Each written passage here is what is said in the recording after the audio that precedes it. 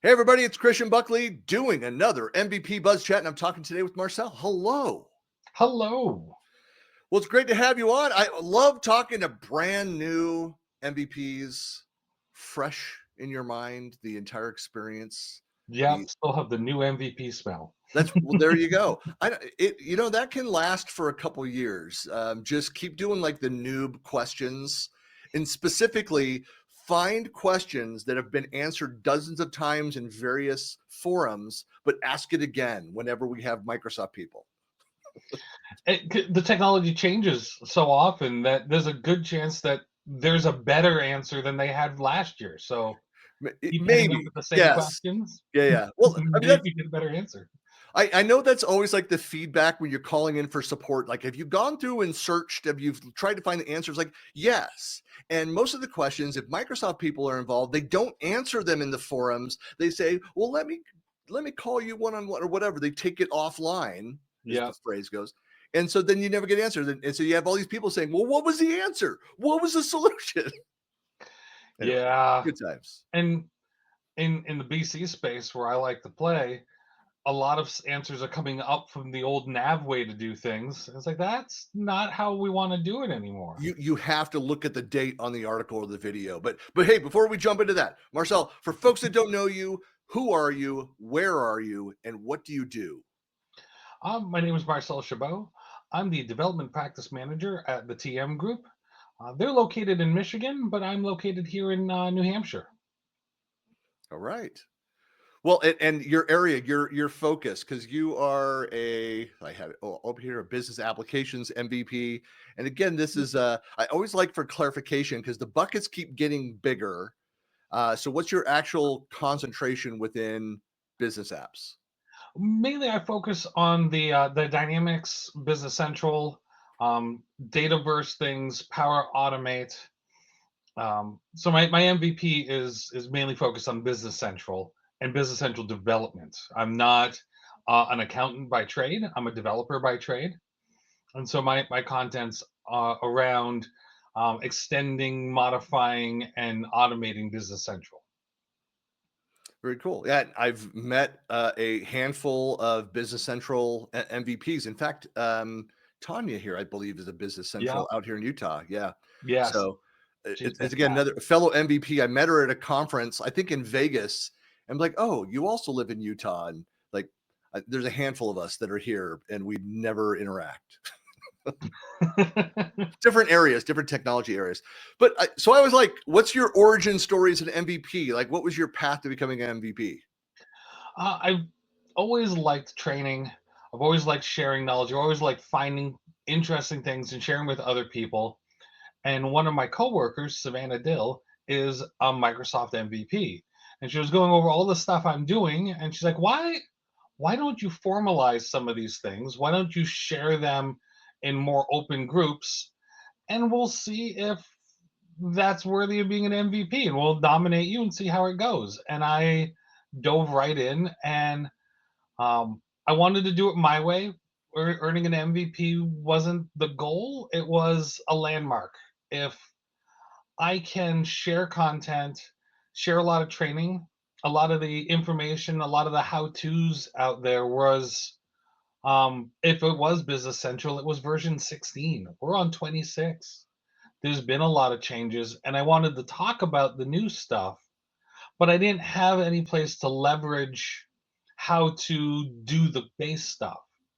So I've started a Business Central AL journey path, and it starts from here's how to install Visual Studio Code and write your first customization, all the way up through the new cool stuff. And I've got a post almost every week, and we talk about the how tos, and then when something cool comes out, for example, a whole change to Business Central AL code interfaces. It's a coding construct that's really important in some advanced programming. I can talk about that new stuff and say, if you want to know how to apply it, here's some educational content that gets you up to using the new coolness. And it lets me have a place where I can talk and play. And I think one of Savannah. the mistakes that's made by a lot of folks who think, "Hey, I'm not an expert on the latest greatest stuff," and you might even be, like, "Hey, I know the basics," or "I'm kind of up and coming, but I'm still learning." Well, we're all still learning, even Always. and so it's constantly changing. But there is, I mean, that's something in my category where as I started as a SharePoint MVP, it's the same thing where I found that everybody's jumping to the new and the advanced topics, and that there was a lack of some of the basics, the foundational to get people up to that point.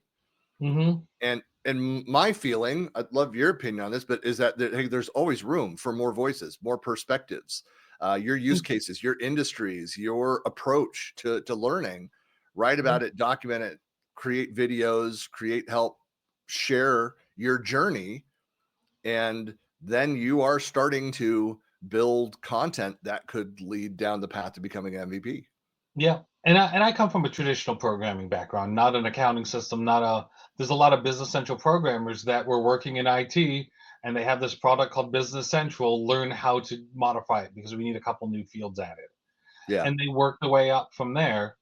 I started in a field of development software called test and measurement, where I was ripping trailer hitches off of pickup trucks and telling you all the measurements and stuff. I've instrumented things to brew beer, to test rocket engines, to test and measure lots of stuff.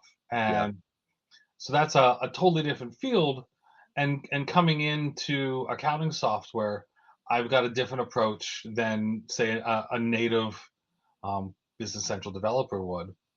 And having done Great Plains and um, Intac and NetSuite as other ERPs, I've got a lot of different backgrounds. So my goals and my content was to provide another view. And I talk to a lot of MVPs that also do similar code based training. hmm I'm like, hey, this is what I'm thinking of doing. And as opposed to saying, yeah, no, I got that covered, they're all amazing people. Talking to other MVPs, I go, yeah, put that out there. It sounds like a different way to look at things. I've had some of them read my blog and say, hey, I get it. I see where you're coming from. Maybe add this in because you're a little bit too weird on the code. Talk about this a little bit. Maybe bring your focus around. And they've been super helpful. yeah, No one has said, get out of my lane. They're all right. like, yeah, join the party. There's always space for more. It's a big Well, pot. I think it's weird. Maybe it's me. I mean, I've had people that have reached out and said, "Hey, like you wrote this, or you did this, or you shared." I used to do a lot of productivity tips. I'm getting ready to kind of do some more. There was kind of crowding on my blog, so I didn't have space for it in my content plans. And people say, could I use this?" And I'll mention you. I'm like, "Hey, feel free. It's public information. It's out there. Just make sure that you have a citation. Like, hey, it came from Christian Buckley's blog over here, or whatever."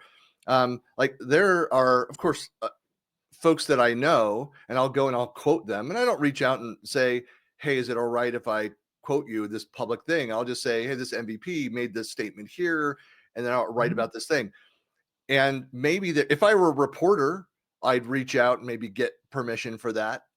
If I were doing something that was paid content, I would definitely reach out for that. But if you're writing, sharing your thoughts, you should. I think it's a great strategy to pull in and at mention other experts and with links to their content. It's a Yeah. great way, again, to kind of raise your profile. And raise theirs. If I happen to have a reader that doesn't know about Tanya's blog or Brad's blog, then that helps get them there. And maybe my content isn't what they need. They can go over there and give that a try, and maybe that will resonate with them. Yeah, And it's a great way. There's so many people that need assistance that are looking for help that we want to meet them where they're at, right. and I can be a place where they can find what they need. Have you? You've not been an MVP very long, but have you already started fielding questions of like, "Hey, how did you become an MVP? And You're the what are the steps? first. What could I do?" Besides, like me reaching out to interview you, but Well, you're the first because I'm just fresh off the block, only a couple weeks I know, now. brand new, spanking new. Brand Yeah. new. Well, it's so what, but if somebody would to come to you and say, "Hey, like I'm also involved in this space, maybe they're, similar career track and they want to get started." What's your recommendation? How can somebody who's starting from zero, like I've never blogged, in fact, I just met an MVP, never blogged. This, I guess it's been almost a year now since I met her, but she had never blogged, never created video, never presented live, was all done in forums and writing, creating scripts and kind of making them available out to the community. What's your advice on how to get started? I would say contribute your way. If the goal is to earn an MVP, then you're going to be working a lot. It's a lot of work. It's a lot of hours. There's a lot of effort you have to put in, keeping up with what's new, trying to do something every week, every month to try to participate and give back to the community is quite a lot of work. So you should do what you're comfortable with in your space. If answering lots of forum posts, if contributing to open source projects, if speaking isn't your thing, maybe recording something and sharing that, because live speaking can be very difficult for a lot of Yep. people. But contribute in your space and help people as best you can. Find your people that can benefit from what you have to offer, and get them to rally around your content. And if you earn an MVP, that's great, but it's just a thing. Yeah. A lot of us are very proud of the work we've done, but you're an MVP for a year. You have to renew every year. It's not a one-time It's thing, not an automatic thing. not an automatic thing, and it's a big lift of hundreds of hours a year to do it. So do what you like, and if you earn an MVP, then that's amazing, and that community enjoys your content in a way that measures right for that target. Maybe you're helping a different group and it doesn't register there. Yeah. But contributing and helping people is the path you're on. The MVP is a signpost on that path that you're hitting a certain goal. And if that goal aligns with your people, then that's great. If not, there's other recognitions out there. Yeah. And I don't want anyone to be discouraged um, by Right. not earning an MVP. Well, I think ultimately too, and so that people understand too. I mean, it is the process of becoming an MVP. You can be doing all of the right things. Like we fellow MVPs might be looking at it as like, this is fantastic content. You're a staple of this regional community. I'm seeing you at more and more events. You're helping with user groups. You're doing all of the right things, but it's still a black box to us. Microsoft ultimately has to, they vote on it, like who's in there and for different reasons. And so there's no cap on the number of MVPs, but they look at and they say, well, are they, if what you're doing is consistent with MVPs, your chances are good. Hmm. But then there are other factors that we don't see that go into their decision making. But I think part of your point is something that I think this was well captured. I have a good friend who's an MVP and an RD now, but he struggled for a couple of years where he was actively trying. Like, I don't get it. I'm doing all the things, like all this, but he came back and he said to me. In fact, it's kind of funny. It's like he said to me, I've been pushing really hard. It says, I've just stopped. He says, in fact, I asked for my name to be withdrawn. It's like, doesn't matter. It's like, I've made connections and friends. I'm doing all the things that I want to do. Like, I'm getting the benefits of being an MVP without being an MVP because of just the friendships I've made, the connections. His business was booming, all these things. And in that next round, he became an MVP. So when he had actually asked to have his name removed from consideration, and then it just, I don't know, like the humility factor plays in. In fact, you talk to a bunch of the, I don't know who your MVP lead or the you're the product team leads are in your category, but you have conversations and cockiness doesn't fly. Uh, a- No. and so, yeah, having some humility in the process goes a long way. And in my space, I'm in software development. I'm always wrong. There's always a new piece of technology coming out. I had a client call me out for a bad recommendation, and the article that he was referencing, published by Microsoft, was that morning. It's like I hadn't gotten this far. Yeah, well, this new feature does everything that we're supposed to. Well, that's cool. It wasn't there yesterday. Right. So I'm always wrong. If I ever get on a soapbox and I'm proud about what I'm doing and about the answers I have, I'm about to get knocked off a box. Well, see, as a marketing guy, product marketing is like I'm always right, but when I'm wrong, I just spin it to where I'm right.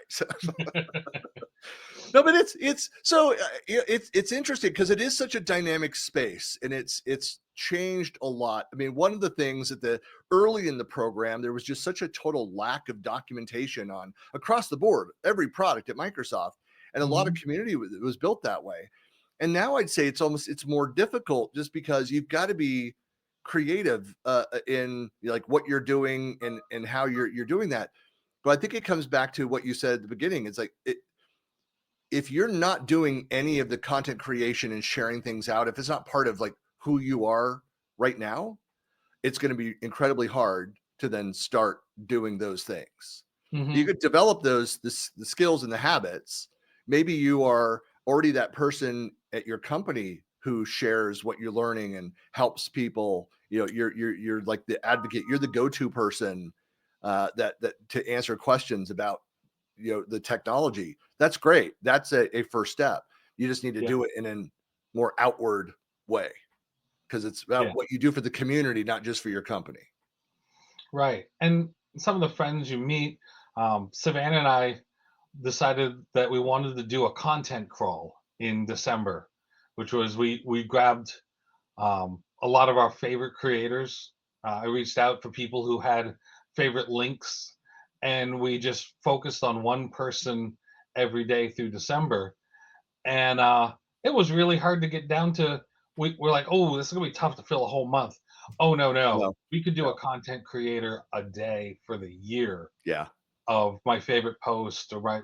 So that there's a lot of people out there doing really great stuff, and just jumping into that pool, you're going to have a little bit of I can do this, I can swim with the big fish, Yeah. and but everybody, such a welcoming group. Yeah. At least in my dynamic space. I don't know about all the space No, because it I a mean, lot of by MVPs. look, by nature, I mean, there are a couple curmudgeons, in the MVP community, and some of the, I'd say some of the longtime MVP community, and they're a bit crusty around the edges and their attitude. And it's not like meanness, it's just like they're just old. It's just this is part of life.